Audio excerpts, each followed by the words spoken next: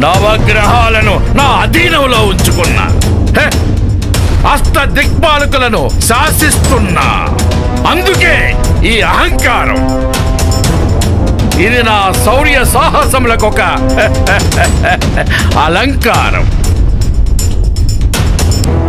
మాహిష్మతి నగరంలో కార్త్య వీరార్జునుడి చేతిలోను, కిష్కింద నగరంలో వానరరాజు వాలి చేతిలోనూ పరాజయం పాలైనప్పటికీ వారితో సంధి గావించుకుని ఇంకా శక్తివంతుడనై పరాజయాన్ని సైతం ఘన విజయంగా మార్చుకున్న అది నా అహంకారం.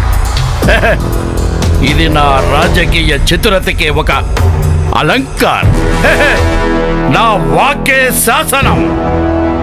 అనుగ్రహిస్తే శాంతి, ఆగ్రహిస్తే నాశనం, సర్వనాశనం.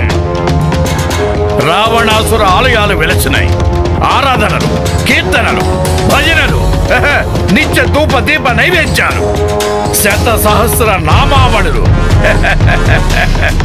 సార్వభౌముడనైనాను, త్రిభువన శాసనకర్తనైనాను, విశ్వ విజయ